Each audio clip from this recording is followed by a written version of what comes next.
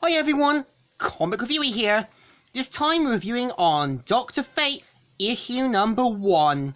Now, as you know, this is meant to be part of DC's main universe version of Dr. Fate.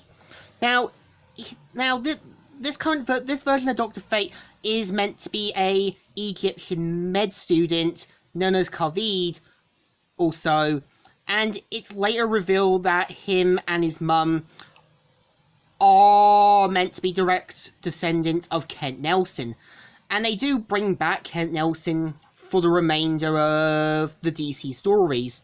So I actually like how the cover, he's kind of like a teenage version of Dr. Fate, and I have worked out this concept for my Teen Titans League project. So it starts off how an unknown creature's looking on saying, "The flood comes," and looks around, and surprising enough, a lot of people can see it, and says, "That beast would not dare." So we're introduced to at a museum where Kavid is being introduced to the Helmet of Fate, and saying that it's his destiny, but quickly runs off. And meanwhile, the Egyptian cat guy is like, disappointing. Still, he is only a boy. Tuckenstein was no wiser at that age.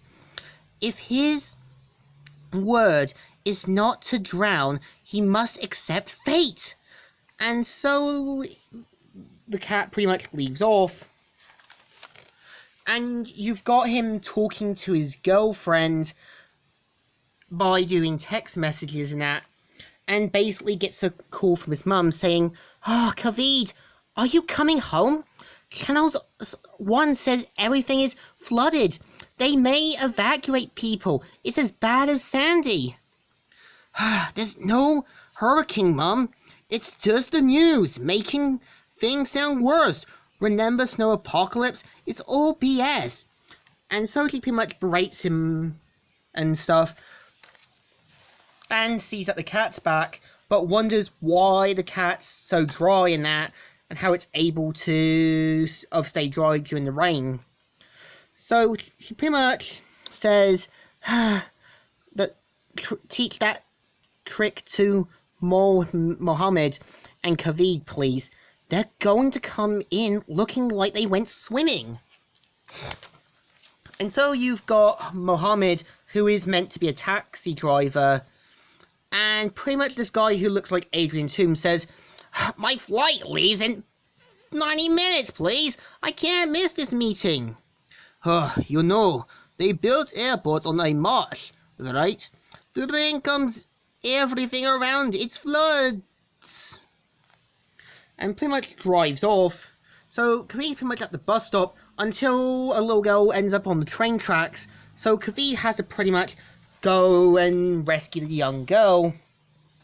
And says, "My baby, I'll get her. Easy, Rugrat, you'll be okay." And so just as he's about to get run over, something happens that stops the train. And everyone says that, you might need to go to a hospital. So he walks off and that, until he sees the cat, says, "Accept your fate, Kavid." And so Anubis looks on, and it pretty much says, "Be careful out there." And so she pretty much introduces him to where a secret passage into the museum, and even can't get the picture of it on the phone.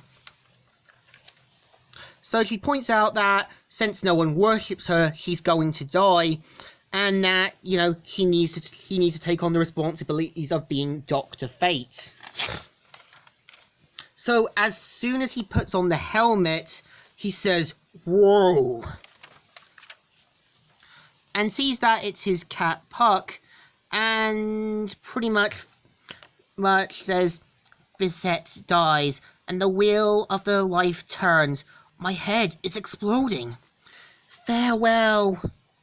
What am I seeing? Puck, What did you do to me?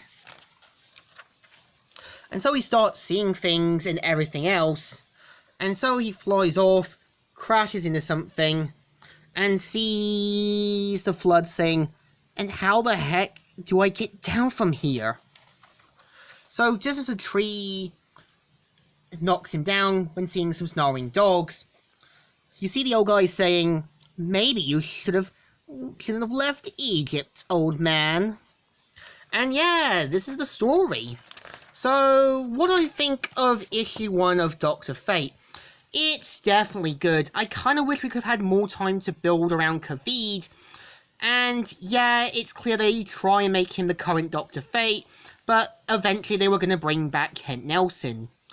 And I think a teenage Dr. Fate could work for a Teen Titans story as well. So I give this a thumbs up. Still good and still alright. So, Comic Reviewer here, signing out.